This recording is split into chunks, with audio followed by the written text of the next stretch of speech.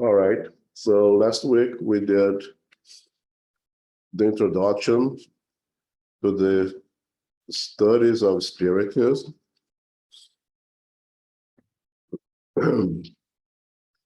We didn't read the whole thing, but we covered the whole introduction.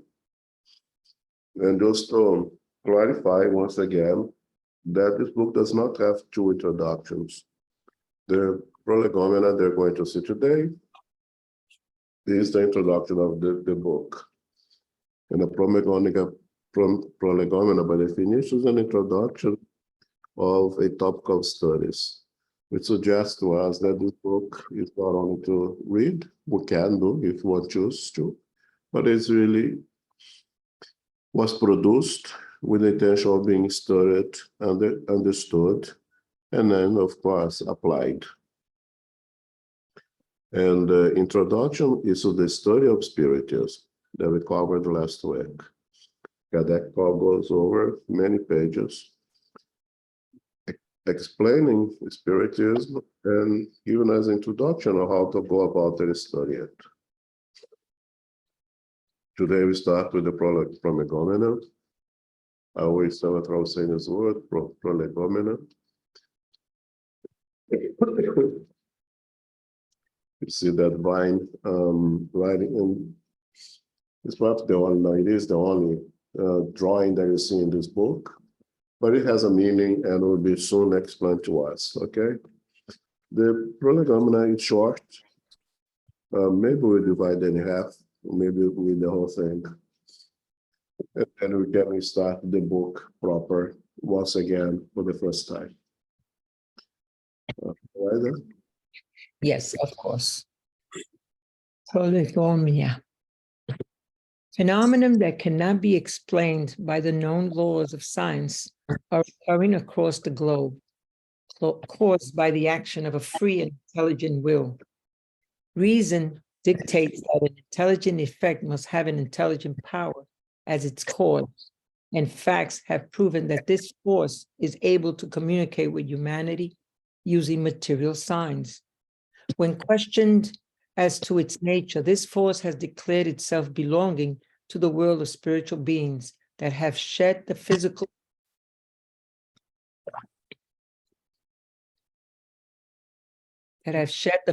envelope of humans. This is how Spiritism has been revealed to us.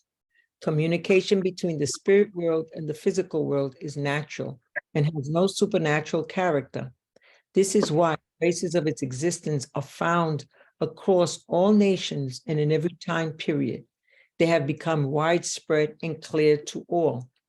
The spirits assure us that the time chosen by Providence for universal manifestation has come, and that their mission as God's servants and agents of divine will is to educate and enlighten mankind and usher in a new era of renewal for humanity. This book is a compilation of these spirit teachings. It has been written under the dictation of superior spirits for the purpose of oh, wait a minute, where am I? Of the foundation of a logical philosophy. Okay, I got it. Thank you. Completely free of prejudice and preconceived notions. Everything contained in this book is the expression of their thought or has obtained their approval. The order and methodical arrangement of its contents, the comments, and the form given to certain segments of the work are all that has been contributed by the individuals responsible for its publication. Many of the spirits who have contributed to this book inform that they lived on earth during different times when they preached and practiced virtue and wisdom. History has not preserved the names of others, but their elevation is undeniable in the integrity of their concepts and their reunion with the spirits of well-respected figures in history. Okay. So as you know, in the 1850s, there was a lot of experiments with mediumship, with the spirits come and providing and showing their presence. Unfortunately, most took those experiments as source of entertainment, as tools to fulfill their vain curiosities, but they have been practiced here in America. They've been practiced throughout Europe, and there was an objective. And when one individual becomes serious about it, which later would call himself Allan Kardec, it was revealed to that person, Allan Kardec, that they had come at the right time to bring us to us the third revelation, to bring to us the answers of the perennial questions of humanity. The promised consoler, they would come and stay with us throughout eternity.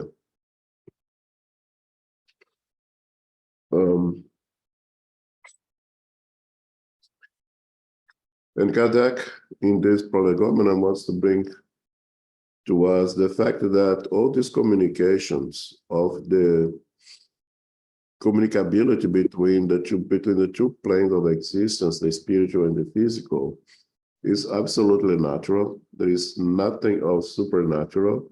There is nothing of magical, mystical, or mythical about it.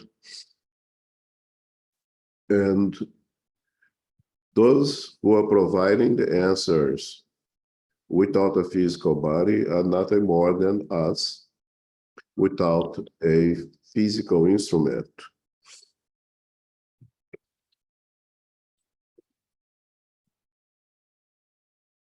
He says that the order and methodical arrangement of its contents and comments, and the form given to certain segments of the work are all that has been contributed by the individual responsible for its publication. So Kardec is going to make sure that this book belongs to the spirits, that this doctrine belongs to the spirits. They are the ones who have been reading this book and all of the books.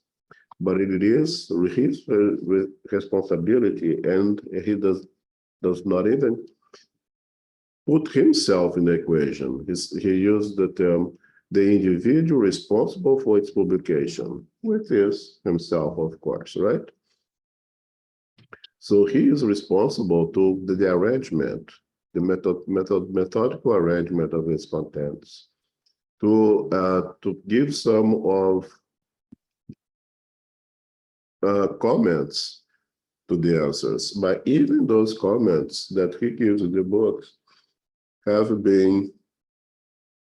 to pass through to the edition of the workers of the spiritual works. Nothing in this book is done without the permission, without the evaluation, without the correction of the spirits. So even the comments of Kardec that we see, you see the different printing. Small printing is Kardec's comment, but even those have to be somewhat approved, agreed by the true authors of this book and the true developers of this doctrine, which is the spirit. And by the end of this Prolegomena, you see some of those spirits will contribute to this work. And Kardec said over here that some of those spirits who are the co-authors. What is that?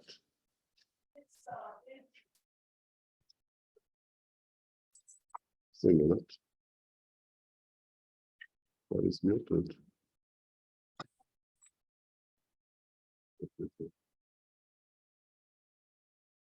Okay. Okay, some of those co-authors of the book, or those enlightened spirits, are the spirits that lived on earth Some of them are known names well recognized by history for their work while incarnated here. But there are many contributors of this book, many co-authors of this book, who are spirits highly evolved, but did not have their names recognized in history. And again, by the end of this prolegomena, some of the names will be revealed to us. And Kardec puts at the end here that he was assigned and was revealed to him that he had been chosen for this mission of being the organizer, the codifier of this doctrine, and would not be a free ride. So, and here is where he starts with the following, and you continue to read. So, right, I think to the end now.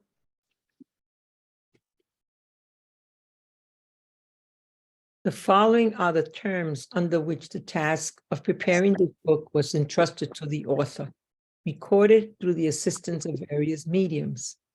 Be fervent and determined in the work you have undertaken with us, for this work is ours. We will lay down the foundations of the new structure to be built, which is destined to unite all humanity in a common sense of love and charity. Before its publication, we will review it with you to ensure the precision of every last detail. We will be with you whenever you request our presence and to assist you in all your endeavors. This is only a part of the mission that has been disclosed to you, and of which one of us has already informed you. Out of all the teachings provided to you, some are to be kept to yourself for now. We will tell you when the time has come for their disclosure. Meanwhile, meditate over these teachings so that you will be ready when we notify you that the right time has come.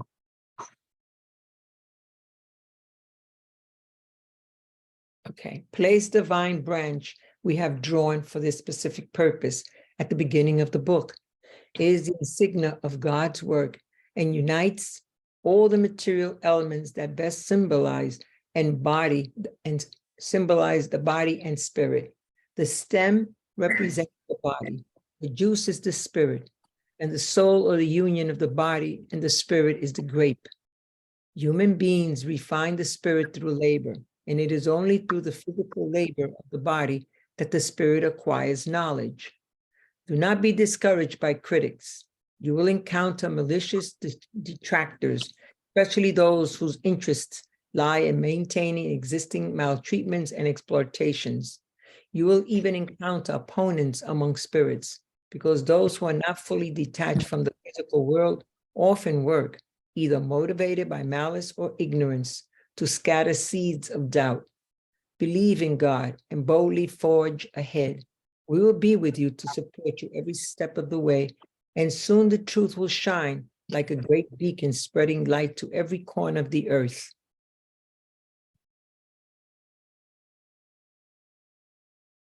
Okay, the vanity of some individuals who think that they know everything and insist on explaining everything in their own way will create conflicting opinions. Nevertheless, all who keep Jesus' teachings in their hearts will be united in the same love of goodness and will share a bond of brotherhood that will embrace the entire world. Dismissing pointless disputes over words, they will devote their energies to essential matters. The philosophy of all who receive the communications of superior spirits will be the same at heart. Perseverance alone is the key to accomplishing your work.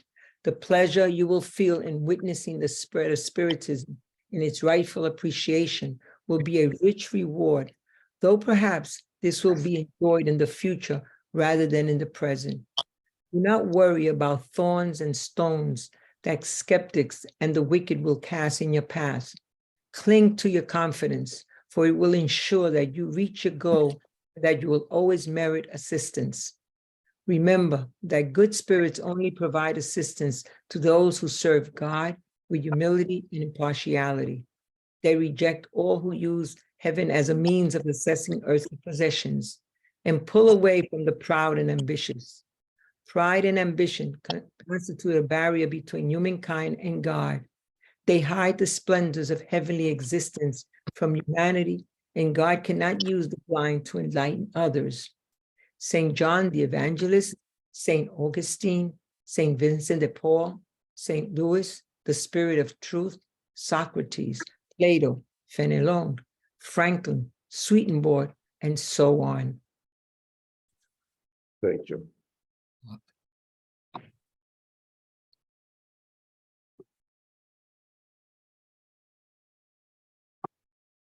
So we see that that group of spirits, enlightened spirits, the co-authors of this book, and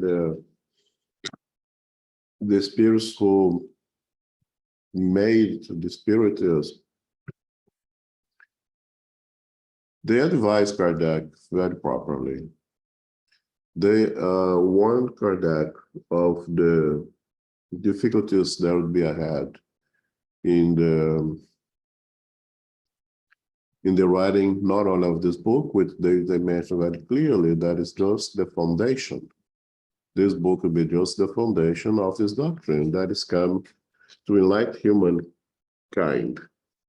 And we see throughout all the enlightenment that they provide here, everything that they mentioned that they're going to bring to us, they did not mention anything about leadership. They didn't mention anything about intellectual advancement. They said here also of moral advancement, philosophy, morality. That's all that they stressed over here, because that is the sole object of this book, or of this doctrine, to elevate humankind morally. It is revival of the teachings of Christ, and Christ came here to elevate us morally. He could come here and teach us everything that we need to know about physics or chemistry or geology, because being a perfect spirit, you know all of that. But that was not his mission, and that is not the mission of Spiritism. Its mission of Spiritism is to revive Christianity, the teachings of Christ, in its most pure way as possible. And the phenomenon itself is a tool. The mediumship itself is a tool that they use to bring to us the teachings, the messages that elevate us morally, that revives the teachings of Christ, that brings to us as a promised consoler all that Christ has said, and all that he could not have said at that time because of our ignorance at that time. The promised consoler who would stay with us, that would remind us the things that he had said, and would complement the things that at that time was not appropriate. The Spiritism comes with this objective. And along the way, of course, there would be the distractors. There would be those who would go against this philosophy for their own personal reasons. Just as an example, a racist, someone who believes in any racial supremacy of others, would be very hard to go on with the idea of this complete equality of us, all us being equal spirits, being born simple and ignorant from and one and only God, and destined, predestined to reach the same outcome, the same level of complete purification. For those who believe that there is differences in races and in castes, the spirit is a big blow, and some would reject to it. And there are many others that would reject because they would have to let go of some dogmas, would let go of some privilege that they would have by following different kinds of religions or different kinds of doctrines. So the spiritism would face challenges.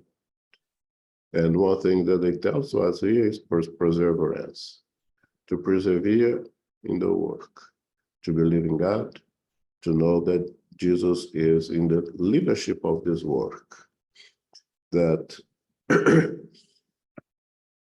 rewards of seeing the propagation of this doctrine, and I personally like to believe the propagation of this doctrine as in us being able to follow the teachings of Christ with clarity and determination, is to be seen perhaps still in the future. But for Kardec personally, to see the spread of the doctrine, which was much faster at his time than it is now, and is much more limited, of course, to the difficulties, it was quite quickly that the doctrine expand in his days.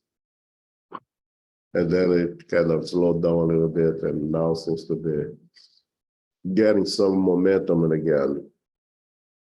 But would not be without tremendous effort, without facing some challenges. We are somewhat privileged that we can come in and talk about spiritism and talking to the spirits and going to leadership meetings without the fear that some of those we start in the beginning of this doctrine have to face: the criticism, the abuses, to hide their beliefs, not to lose their job, not to live, not suffering tremendous discrimination for being an adept of this doctrine. We are indeed very privileged, and it's thanks to those who had to endure tremendous hardship. So today we can have this somewhat more comfortable possibility of being a spiritist without being afraid of being discriminated, perhaps being lightly discriminated, but nothing, or somebody spitting on your face just because you call yourself an spiritist. It's some of the spiritists of the beginning have to suffer. And then it closes with some of the authors of this book, names that we can recognize in history, that most of us recognize in history. And there is the spirit of truth over here that is believed to be Jesus Christ himself. Some dispute, but that's not a discussion for today. Any comments, any questions?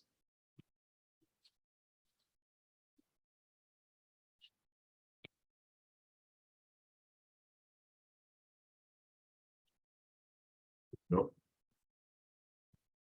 All right, so let's start the book then. And as always, Kardec always start from the beginning. And the beginning of everything can only be one thing. It can only be God. Right? So chapter 1, book 1. Okay. God and infinity. Number 1, what is God? God is the supreme intelligence, the first cause of all things. Number 2, what is to be understood by infinity? That which has neither a beginning nor an end, the unknown. All that is unknown is infinity. Infinity. Thanks.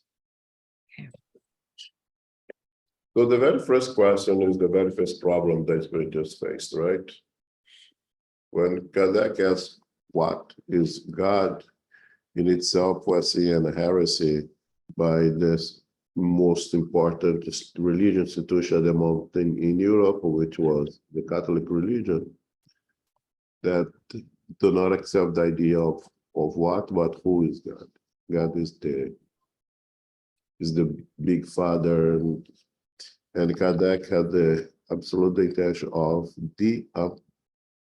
anthropomorphize God, remove God from the realm of humans, being something outside of humanity. So he asked what and not who is God.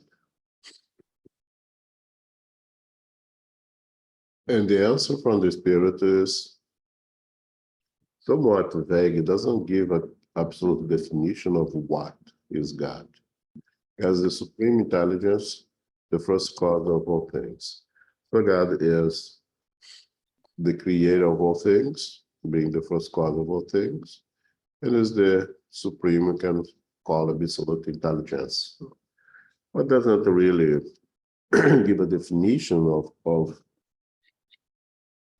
God. It pretty much gives an attribute qualifies more than defines. And we're going to see later on because we cannot define God. It is outside of our human intelligence so to be able to define God. We cannot even define the spirit itself as yet, right? The only answer the spirits give to what is the spirit is a sparkle of light, what that means. It's not a real definition because we don't have a real definition yet. Maybe the Christs, the pure spirits, would be able to give definition of God. But for us, the best that we can grasp at this moment is supreme intelligence, the first cause of all things. Then come with the another big trouble words, or even to the mathematicians, the word infinite is a really troubling word. What is to be understood by infinity?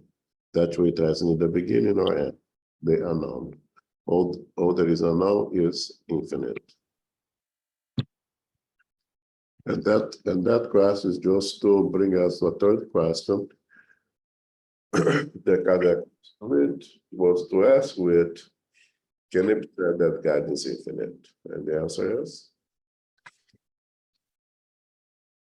This is an incomplete definition. One shortcoming of the language of humankind is that it lacks the ability to define that which transcends human intelligence. God is infinite in divine perfection, but infinity is an abstraction.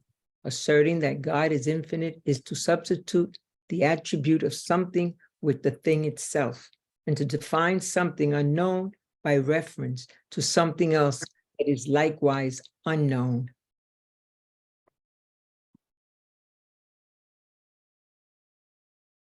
We say that we, spirits, we are eternal. And we say that God is infinite. To make it a differentiate between us and God. Because we have a beginning, but we do not have an end. Therefore, we are eternal. So God is eternal because God does not have an end. But God is also infinite because God does not have a beginning. If God had a beginning, then they would have a cause that initiated God. Chapter 2 of Genesis, which is this first book that I'm reading right now of this book, book 1 of the Spirit's book, developing the Genesis. Chapter 2 develops all the attributes of God. And one of them is being infinite. Infinite because it has no beginning, because it was not created. Because if God would have been created, then you have someone who created God, and that someone would be God. And that God who has been created, then would have to be something behind that created that other God. So you'd go into infinity of God. So God is infinite by reason and logic, right? We have a problem of using attributes to define things. So spirits are eternal. Eternity does not define the spirit. So one of the attributes of the spirit. Infinity is one of the attributes of God. It does not define God. You cannot define God and say God is infinite. No, it's one of the attributes, right? It's not equal. It's not a you cannot use the two mathematical equals to say God equal infinity. Right? The same way you cannot say the spirit equal eternal or eternity. is just plain wrong. But to say that God is infinite for not having a beginning. We can say that God is infinite as God that put his in divine perfection.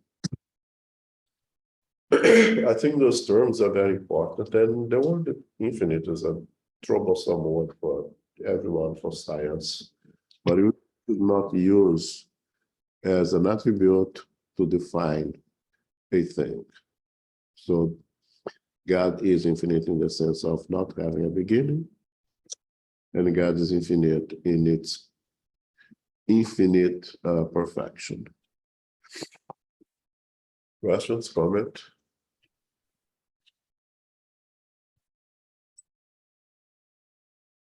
Okay. Right. Proofs. Okay. Proofs of God's existence. Number 4. Where can the proof of God's existence be found? In a premise that is applied in science. There is no effect without a cause. Investigate the cause of anything that is not the work of human beings, and reason shall provide the answer. To believe in God, simply observe the works of creation. The universe exists, therefore there is a cause. Doubting the existence of God would be to deny that every effect has a cause and to presuppose the idea that something could be created from nothing. Okay. Okay. Number, Together. do number 5? No. Okay. Okay. We just said that if God had been created, then it would have something that created God, because nothing comes from nothing, right? We have in our science, in the time of Pasteur, just before Kardec with the spiritual, the great debate at that time was biogenesis versus abiogenesis, right? They believed that things could, or life could arise from nothing. And that was abiogenesis. And biogenesis was the theory that life can only proceeds from life, can only be created by life, right? And it was Pasteur who proved, who put an end to the discussion when he discovered the pasteurization process by being able to eliminate completely life in an environment. Nothing could grow in that environment, right? That's still used today in the pasteurization of milk, of a lot of things, right? Because for this work of Pasteur. But abiogenesis was one of those ridiculous things that was very strong. It was a strong belief at that time. And they have done some stupid experiments to prove it. Something like they put a dirty sweat shirt of a man and throw some wheat flour on it, put it in a dark place, and went back sometime later, and there was rats in there. And they proved that the rats came from no life. That's how limited our intelligence was, and that's how huge is our prejudice, the way that we start to believe in things in such a strong way that we lose an ability to reason. So science reveals the existence of God.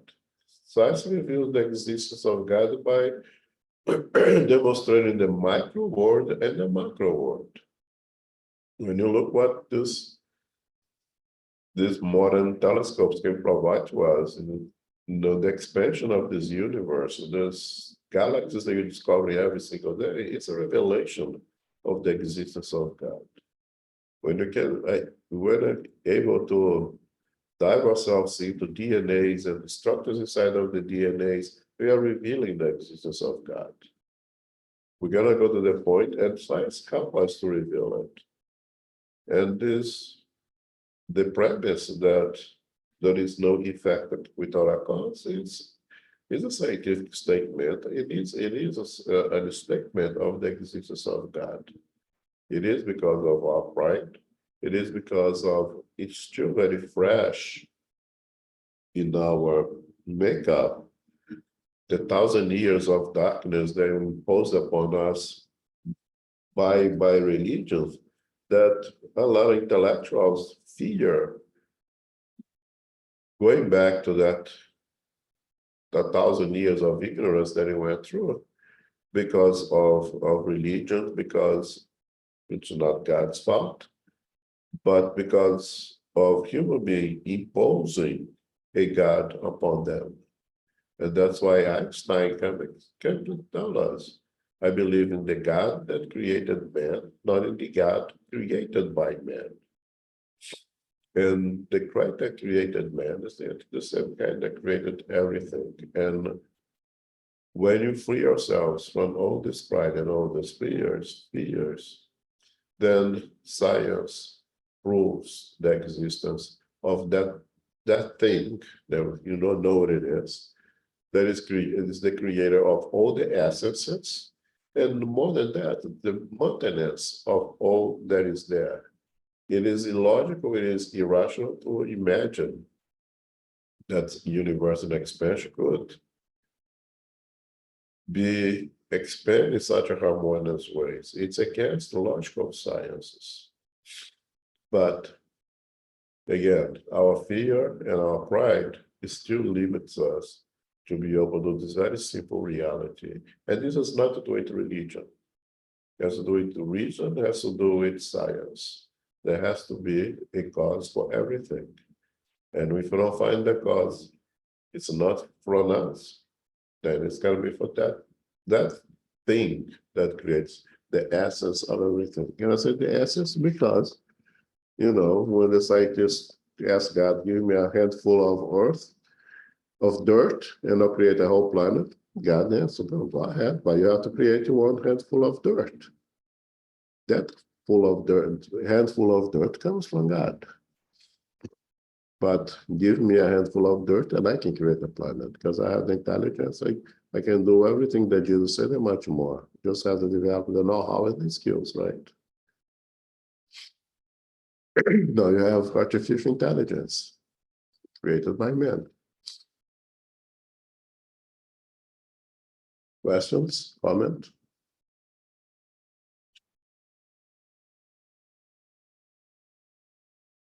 Okay. All right, to continue then. Yes. Number 5. What inference can be drawn from the innate perception possessed by all of humanity concerning God's existence? That God exists, because from where would this idea originate if there were no real basis?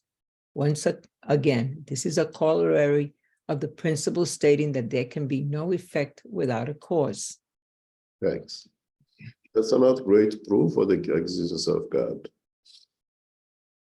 When in the late 70s, there was, I think it's coming back now, right? This everybody was searching for the UFOs, for the extraterrestrial beings coming to Earth, and everybody was seeing non-identified flying objects. I remember one of those NASA big boss gave an interview. In that interview, he said that, yeah, they are looking up. They're looking at what's being revealed, what people are saying. We had, if someone say that they saw something, we study, we analyze everything there. But we pay a lot more attention.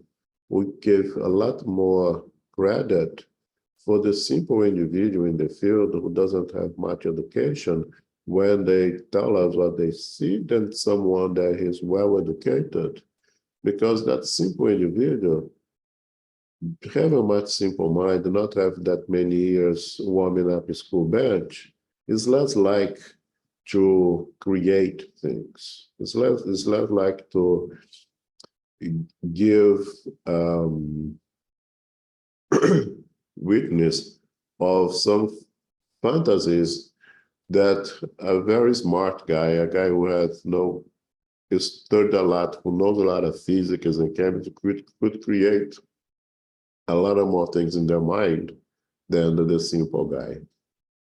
And we see all the simple cultures, and by simple, I just say that not great intellectual development yet. Okay, not let's say the, the intellectual development, let's say, of the Greeks, but more like the development, intellect development, let's say, of the Indians that lives in Brazil, northeast of Brazil today, right? All those cultures have the belief on the supreme being that creates all things. They all believe on invisible forces, on invisible intelligence. They all have, if not one God, most of them being plurotheistic, they believe in different gods, a God who is responsible for the water, God is responsible for the wind, and so forth and so on. But most of them also have one God that is responsible for all of the other gods, that takes care of the water, that takes care of the fire, and so forth, the fish, and so forth and so on. That could not be brought to them except for the innate understanding of the existence of this creator. It is innate in the human. We start to go away from this thing that is natural within us when we develop more intellectual abilities. And with that intellectual abilities, we start to cover up those natural faith that we have in favor of things that perhaps provides us a way out to exercise our selfishness, a way out to exercise our pride. If I do not believe in God, if not the God that creates everybody is equal, then I can be selfish and have everything for myself and take care of only of myself while I'm here, because there is nothing outside of here. It's easier to be selfish, to be prideful without those beliefs. But for the simple individual who does not still have these contaminations from pride and selfishness, the innate understanding of the existence of the superior being is common for all cultures.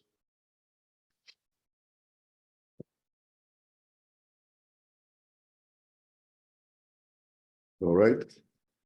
Questions? Comments? Okay. Number 6. Could our intuitive sense of God's existence simply be the result of education and the product of acquired ideas? If such were the case, how could this intuitive sense be retained by primitive cultures? And the sentiment of the existence of a supreme being was solely the result of education, it would not be universal and would only exist, like all acquired knowledge, in the minds of those who have received this education. Right. So this intuitive sense of God is pre-education. Is before we are being educated. You're sleeping, running naked on the woods, and spending our existence, all energy in survival and procreating. And we have that intuitive understanding of the existence of God before being educated. It's actually the contrary. When we become educated, that someone will miseducate us, so to say, and take us away from this intuitive sense of the existence of God. May I say? So, can we say that the mere intuitive understanding or acceptance or awareness of the existence of God is proof by itself? Is a proof by itself? Can I say that?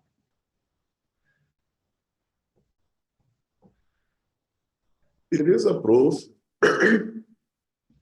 Because it is true. It's been in millennia. You don't have any society without that concept.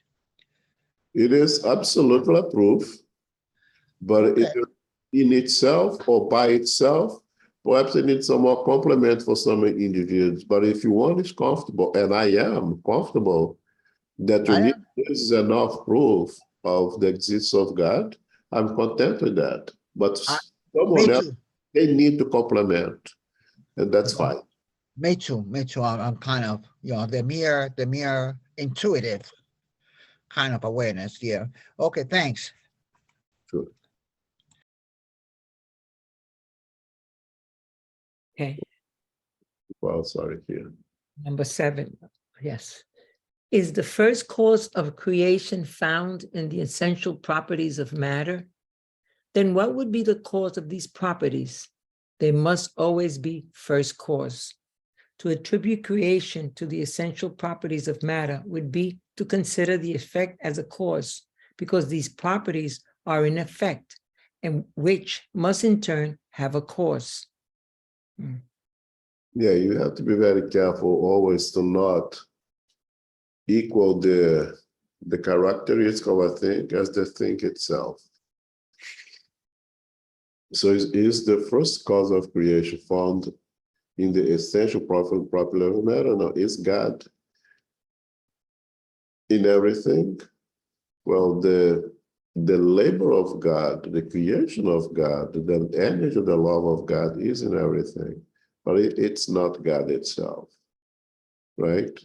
If I put all my effort in the creation of whatever they create, or painting or a statue, and I put all my energy, all my creativity in that work, it contains my work, contains my effort, but it's not me.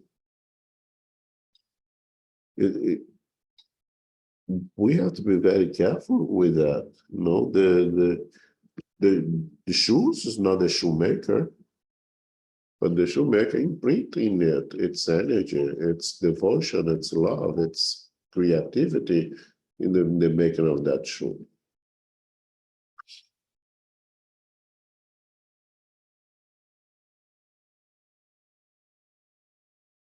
Okay.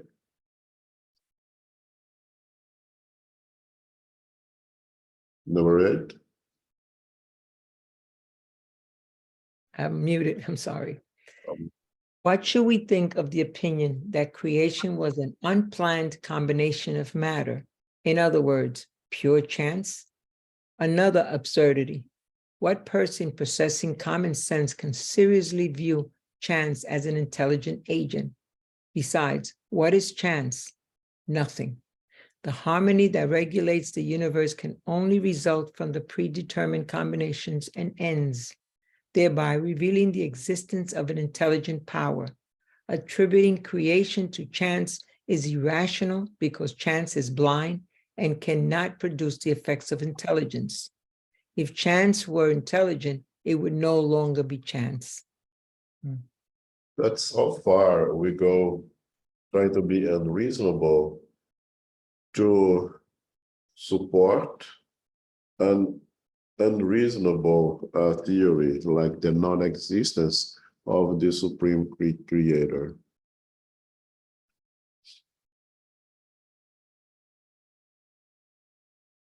One could say, well, if you put 2 molecules of hydrogen and 1 molecule of 2 molecules, 2 elements of hydrogen and 2 elements of oxygen, you're going to have 1 molecule of water. It happens by itself.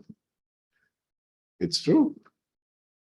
But who created the laws of affinity between those elements to harmonize themselves in such a way that those 2 elements of hydrogen will combine with the 1 element of oxygen, joining their electrons to form this 1 molecule of water? That could not be by chance.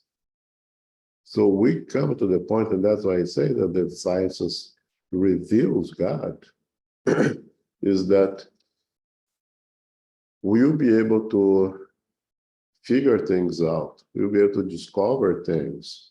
And in those discoveries, you see, well, but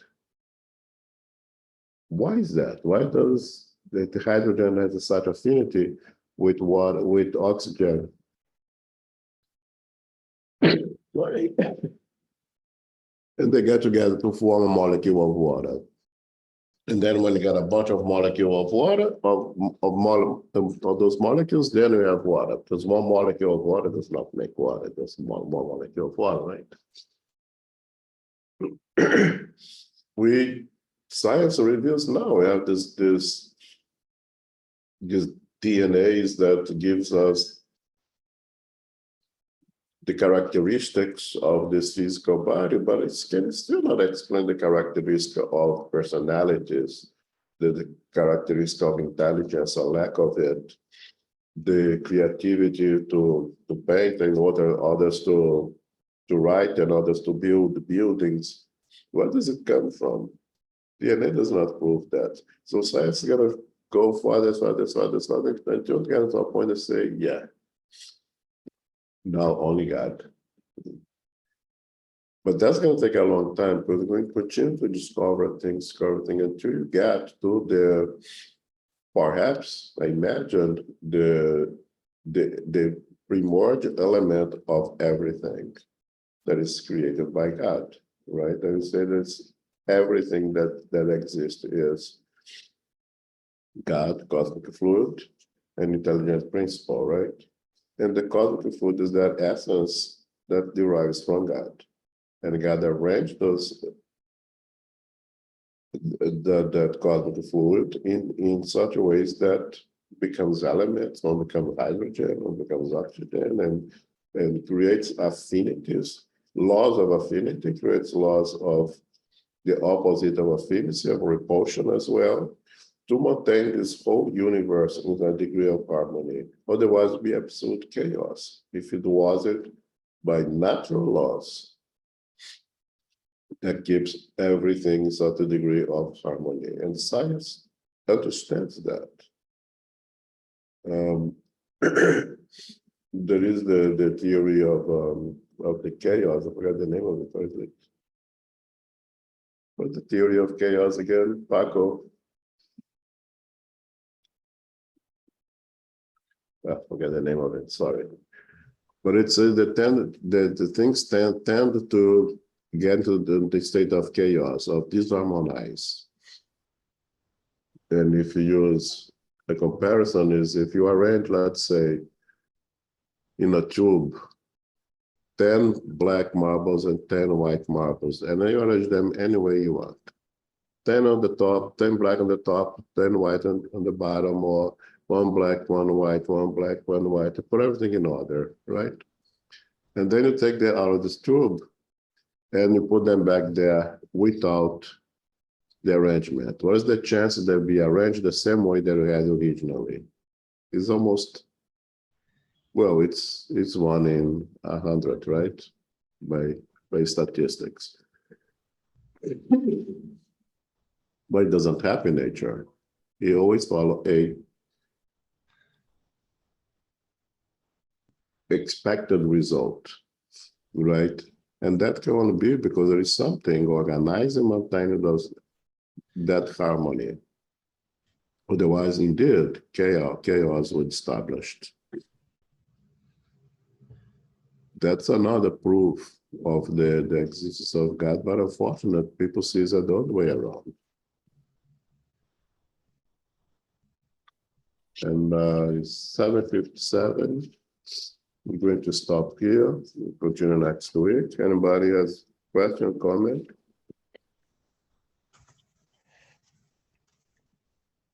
It's atrophy. I don't remember the name of it.